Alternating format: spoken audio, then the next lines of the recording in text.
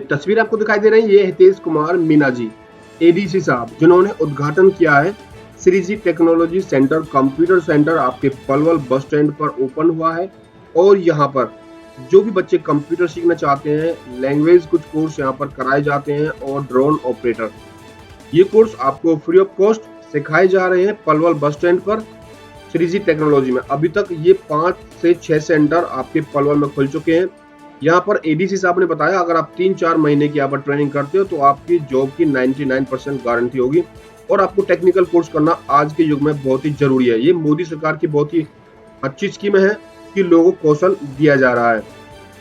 यहाँ पर मौजूद रहे श्रीजी टेक्नोलॉजी के owner Amit Kumar Bhati, junior software developer Vedsagar Singh Chauhan, trainer Sonu Tanwar, drone operator Anand Sharma और यहाँ पर डीएससी नवीन तेवतिया मौजूद रहे। उन्होंने बताया कि अगर आप हमारे सेंटर पर आते हो तो आपको जॉब की गारंटी मिलेगी और जितने भी लोग और बच्चे बेरोजगार घूम रहे हैं वो एक बार जरूर आए और आपको 3 से 4 महीने का सर्टिफाइड कोर्स करा जाएगा।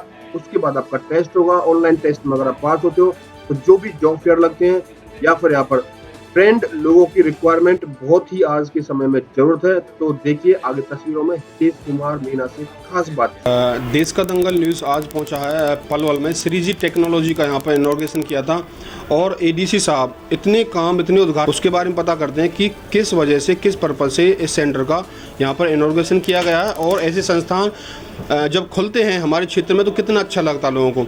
एडीसी साहब ने बताएंगे जब ऐसे संस्थान खुलते हैं तो आपको कितना अच्छा लगता है। डेफिनेटली कोई भी स्किल ट्रेनिंग सेंटर अगर ओपन होता है तो वहाँ के लोकल बच्चों को डिफरेंट स्ट्रीम्स में स्किल्स मिलती है और स्किल्स मिलने के बाद उनको जॉब मिलती है। आज की जो हमारी इंडिया की यूथ है, सबसे बड़ा इश्यूज़ एजुकेशन में भी यही आता है कि स्किल्स की लैक होती है, जिसकी वजह से ग्रेजुएट हो जाने के बाद भी उनको एम्प्लॉयमेंट नहीं मिल पाता और बेरोज़गारी बढ़ती जाती है। तो इस टाइप के सेंटर्स, जैसे अभी मेरे ड्यूरिंग डिस्कशन उन्होंने बताया कि सिटी में 4 हैं और फ्यूचर में भी और खोलते जाएंगे एज़ पर द नीड। जितने ज़्यादा सेंटर होंगे उतने ज़्यादा बच्चों को स्किल मिलेगी और इतना ज़्यादा एम्प्लॉयमेंट मिलेगा। स्किल ट्रेनिंग 4 महीने का कोर्सेज़ हैं, वो सर्टिफिकेशन मिलता है। उसके बाद जॉब फेयर लगाते हैं जिसमें डिफरेंट कंपनीज़ को इनवाइट किया जाता है और बच्चों की क्वालिफिकेशन के हिसाब से, कंपनीज़ की नीड के हिसाब से उनको मिनिमम बेसिस पे वो हायर करते हैं एज़ पर देयर नीड। जो यहाँ पर स्किल सेंटर खोला, यहाँ पर किस किस चीज़ की ट्रेनिंग दी जा रहा है कुछ? वैसे तो इनके जो मेजर कोर्सेज हैं जो लोकल एरिया में डिमांड होते हैं उस हिसाब से रखे जाते हैं। जैसे यहाँ पे आपके कंप्यूटर के कोई स्किल ट्रेनिंग होती हैं उस टाइप के रखे जाते हैं, या डिफरेंट स्किल सेंटर्स में लोकल एरिया की नीड के हिसाब से उनके ट्रेनिंग कोर्सेज रखे जाते हैं। यहाँ पे इन्होंने कहा था किसान ड्रोन का कुछ कहा था, किसान ड्रोन के बारे में बताएंगे कुछ? इन्होंने जो टेक्नोलॉजी अपनाई है कि ड्रोन से सारे काम हो रहे हैं आजकल। जी जी। तो कितना कामयाब हो पाएगा? जैसे पलवल में 70% रूरल एरिया है और लोग किसान खेती में इन्वॉल्व रहते हैं, तो यहाँ पे ड्रोन जो ट्रेनिंग है वो सबसे इम्पोर्टेंट होती है, इसलिए इस सेंटर पर रखी गई है। उसमें मेनली टेक्नोलॉजी पे बताया जाएगा कि भाई ड्रोन का क्या मैकेनिज़्म होता है, उसको कैसे वो फ्लाई करता है और उसको कैसे कंट्रोल किया जाता है। उसमें आप जैसे वाटर स्प्रे के लिए कैसे यूज़ कर सकते हो या कोई फर्टिलाइज़र स्प्रे करने के लिए कितना कर सकते हो, कितनी उसकी कैपेसिटी है, कितने लोड को वो एक साथ उठा सकता है और कितने एरिया को कवर कर सकता है। एक बेसिक ट्रेनिंग इससे स्टार्ट की जाती है ताकि बच्चे को जो टेक्नोलॉजी यूज़ होने वाली है उसका पता हो और बाद में जितनी भी एग्रोटेक कंपनीज़ हैं वो उनको जॉब फेयर में हायर करने के लिए हम इन्वाइट करते हैं, वो उनको हायर करते हैं। फर्दर वो रिसर्च वाली टीम में भी जा सकते हैं और एप्लीकेशन के माध्यम से डायरेक्ट जॉब भी पा सकते हैं। बात आती है अंत में क्वेश्चन पर, बात आती है जॉब की। ग्रेजुएशन कीजिए, चाहे आप एमसी कीजिए, चाहे आप एमए कीजिए, इतनी एजुकेशन मिलने के बावजूद भी लोग बेरोजगार हैं। आप लोगों से हमारे माध्यम से क्या कहना चाहते हो कि कौन से टेक्निकल कोर्स कराएं वो ज़्यादा जिसमें जॉब मिल सके लोगों को? आई थिंक जो one of the reason of highest unemployment is कि हमारे पास नॉलेज होते हुए भी स्किल्स नहीं होती है। हमारे उस नॉलेज को कैसे प्रैक्टिकल एप्लीकेशंस में यूज़ किया जाना है, उसके लिए कॉलेज के टाइम पे आपकी जो इंडस्ट्रीज़ हैं उनसे लिंकअप होना बहुत ज़रूरी है, जिसको हम इंटर्नशिप प्रोग्राम भी बोलते हैं। तो ये जो जॉब फेयर का काम है और ट्रेनिंग का काम है वो बस वही है, हम ओनली अर्ली स्टेज पे कर रहे हैं। यहाँ 10th और 12th क्लास के बच्चे आ रखे हैं जिनको हम ही ट्रेनिंग प्रोवाइड कराएंगे। तो मैं यही रिक्वेस्ट करूँगा स्कूल एजुकेशन सिस्टम से भी, कॉलेज से भी और जितने भी ट्रेनिंग सेंटर्स हैं कि प्रैक्टिकल एप्लीकेशन के हिसाब से आप उनको ट्रेनिंग दें, स्किल्स दें, ताकि वो ज़्यादा से ज़्यादा जॉब पा सकें। और जो हमारी बेरोज़गारी की समस्या है देश की, उसको सॉल्व किया जा सके। बिकॉज बेरोज़गारी सॉल्व होगी तो ऑटोमेटिक सारी चीज़ें एक विशेष साइकिल बनता है, वो ऑटोमेटिक सॉल्व होगा और हमारा देश आगे बढ़ेगा। हाँ, ये था अंदर आपने कहा रोजगार मेले लगते हैं, तो रोजगार मेले में आपको लगता है कि लोगों को जॉब मिल पाती है यहाँ पर? अभी मैं भी एक रोजगार मेले में गया था, जितने भी लोग थे सभी ने कहा यहाँ पर फालतू में बिना वजह में यहाँ पर इन्होंने लगाया, कोई जॉब नहीं मिलती यहाँ पर। क्या हकीकत है? नहीं, डेफिनेटली ये मैं इससे बिल्कुल डिसएग्री करूँगा कि जॉब नहीं मिलती है, क्यों मैं खुद एक जॉब फेयर में गया था अभी 15 दिन पहले, तो वहाँ पे हमने करीब 400 बच्चे बुलाए थे और 29 कंपनीज बुलाई थी और उन्होंने सबने इंटरव्यू प्रोसेस लिया था। सेम डे वो आपको डाटा नहीं देते हैं कि भाई इतने बंदे सेलेक्ट कर लिए, लेकिन वो CV लेते हैं और इंटरव्यू लेते हैं, उसके बाद एक एनालिसिस करते हैं और एज पर देयर नीड वो बंदों को हायर करते हैं।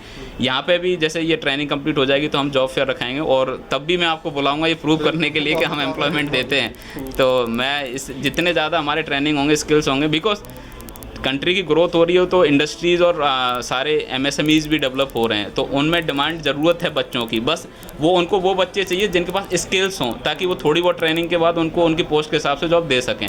तो जो उनको बेसिक ट्रेनिंग होती है वो हमारे ये सेंटर्स पूरी कर रहे हैं, उसके बाद जॉब फेयर में उनको रिक्रूट होने के बाद जॉब डेफिनेटली मिलेगी। मैं बार बार कह रहा हूँ, आपने कितनी मेहनत की थी जॉब को प्राप्त करने की? थोड़ा बताएंगे अपने पर्सनल लाइफ से। मैं पूछ रहा हूँ, आप जितनी मेहनत आज कर रहे हो ना, शायद पढ़ाई में आपने बहुत ज़्यादा मेहनत की होगी, तो ऐसी जॉब पाने के लिए लोग कितनी मेहनत करनी होती है? आप थोड़ा। डेफिनेटली मेरा ग्रेजुएशन जैसे IIT BHU का वाराणसी का है और M.Tech IIT दिल्ली से है, तो IITs की खासियत यही होती है कि उनके इंटर्नशिप प्रोग्राम होते हैं सेकंड ईयर थर्ड ईयर में, और उनकी लैब डायरेक्ट इंडस्ट्री से लिंकअप होती हैं, ताकि हमें जो नॉलेज पढ़ रहे हैं वो उसका प्रैक्टिकल एप्लीकेशंस पता होता है, और ये ट्रेनिंग सेंटर्स भी वही करेंगे। सिमिलरली आप UPSC में भी कोई भी चीज़ पढ़ते हो तो वो भी प्रैक्टिकल एप्लीकेशंस के हिसाब से पढ़ते हो।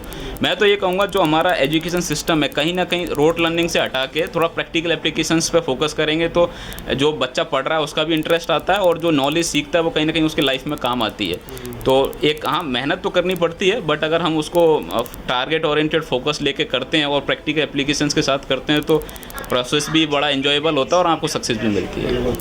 देखिए, हमारे साथ मौजूद थे ADC साहब, और ADC साहब हर कार्यक्रम में, जहाँ भी मैं जाता हूँ ज़्यादातर कार्यक्रम में यहाँ पे मौजूद रहते हैं। इतना जोश इनमें कहाँ से आता है तो पता नहीं कहाँ से लेकर आते हैं ना, हमेशा एक्टिव रहते हैं हर चीज़ के मामले में। मैं इसे बहुत बहुत धन्यवाद करना चाहता हूँ, और इस वीडियो को शेयर करें जिससे लोगों को रोज़गार मिल सके और टेक्निकल जानकारी लोगों को मिल सके। नहीं पता आप में से कितनों को कंप्यूटर लैंग्वेज आती है? कंप्यूटर लैंग्वेज काफ़ी सारी होती हैं, पाइथन, C++, जावा। तो बेसिक कंप्यूटर लैंग्वेज सीखने के बाद आप ये जैसे आपको बताएंगे सॉफ्टवेयर डेवलपमेंट, आज की करंट एरा में सॉफ्टवेयर डेवलपमेंट का क्या रोल है।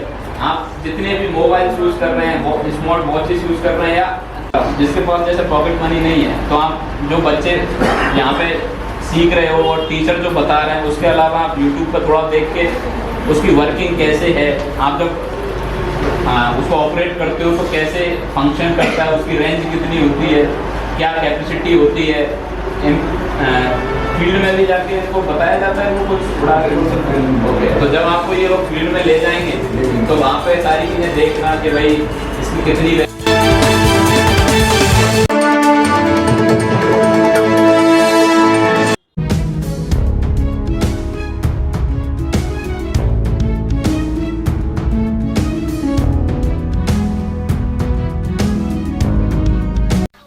ऐसी खबरों से जुड़े रहने के लिए हमारे चैनल को सब्सक्राइब करना ना भूलें।